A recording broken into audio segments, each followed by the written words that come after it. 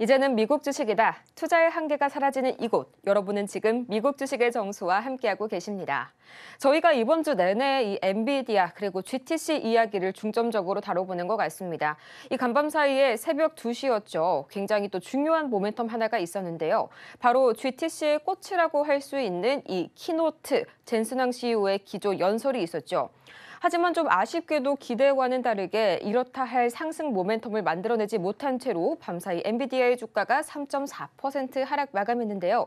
과연 여기에서 어떤 이야기들이 나왔는지 그리고 어떤 부분에서 특히나 시장의 실망감이 커졌는지 그 부분들 오늘 차례대로 파헤쳐 보도록 하겠습니다.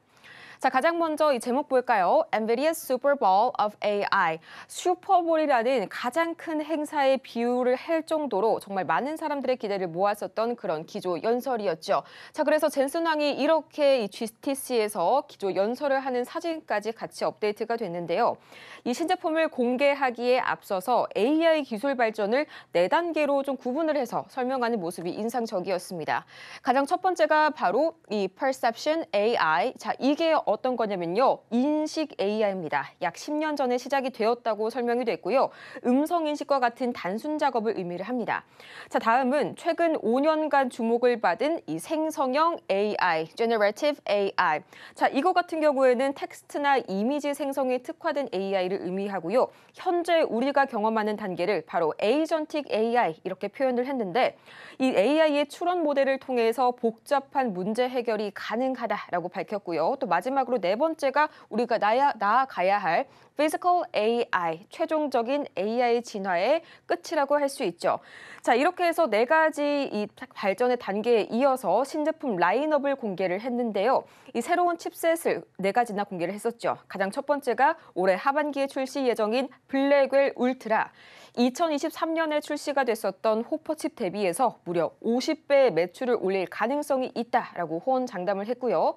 또 내년 하반기에 출시가 됐었던 하반기에 이 출시 예정이 됐었던 베라 루빈 900배의 성능 향상을 약속을 했고요. 또 3%의 비용 절감이 예상이 된다라고 밝혔습니다.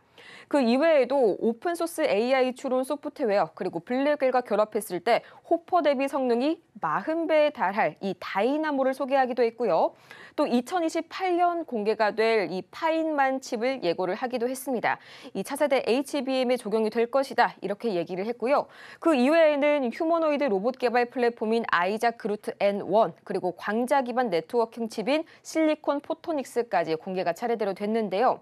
사실상 이렇게 여러 가지가 나왔지만 시장의 예상을 크게 뛰어넘는 혁신을 보여주지는 못했다는 점이 가장 큰 실망감을 유발을 했고요.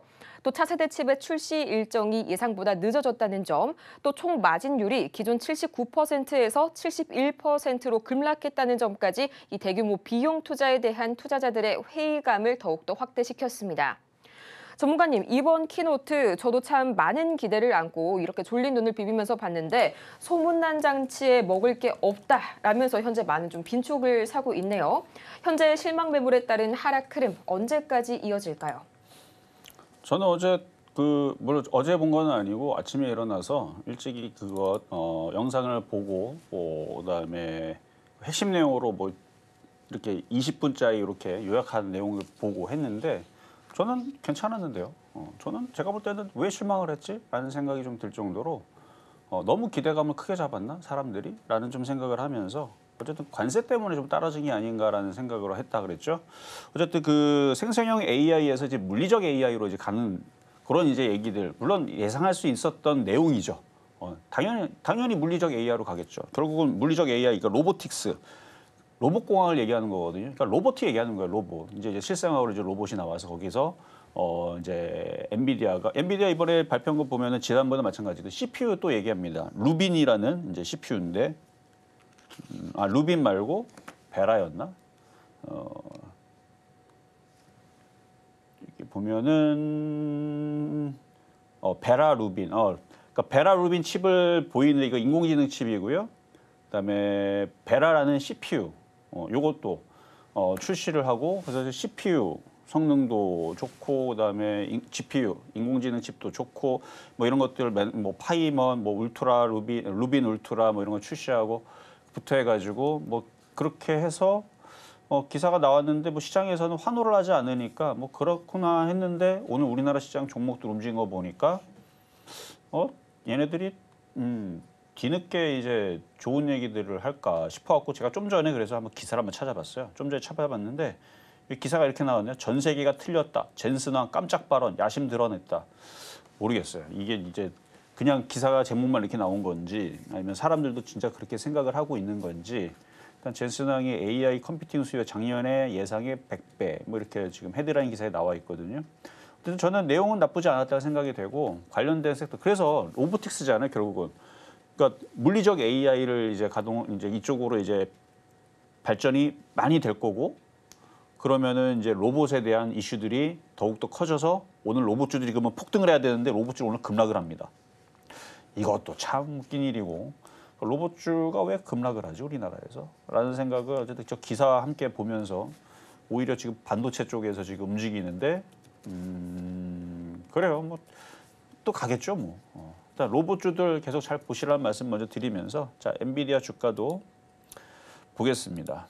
저는 엔비디아 주가 별로 관심 없다 그랬죠. 왜냐하면 많이 올라가 있기 때문에. 이게 여기서 급등을 하면 좋죠. 급등하면 엔비디아 주가 급등하면 그래도 우리나라의 사람들이 엔비디아를 우리나라 사람들이 두 번째로 제일 많이 갖고 있는 주식이라고 그러잖아요. 제일 많이 갖고 있는 건 테슬라, 두 번째가 엔비디아, 세 번째가 애플 이렇게 되는데 급등하면 엔비디아만 좋은 게 아니고 엔비디아 이걸 돌파하게 되면 뭐 이유가 있을 거 아니에요. 엔비디아 돌파하게 되면 로봇에 대한 이슈가 됐든 자율주행에 대한 이슈가 됐든 어제 내용 보니까 뭐 자율주행 얘기가 나오더라고요. 그러니까 자율주행 이슈가 됐든. 근데 자율주행주 꼼짝도 안 하는데. 일단 반도체 관련주들 결국 움직인 거 기술주잖아요. 그러면은 엔비디아가 어제 뭐 반도체 얘기 좋은 얘기 해갖고 그거 반응해서 간다라는 것도 좀 웃긴 거고. 어쨌든 우리나라 어쨌든 오늘 반도체 CLX 관련주 그다음에 뭐 유리기판 뭐 빠진다고는 아니는데 다른 지금 반도체 장비주도 움직이는 거 비하면 유리기판이 좀 약하거든요. 근데 결국은 가지 않을까.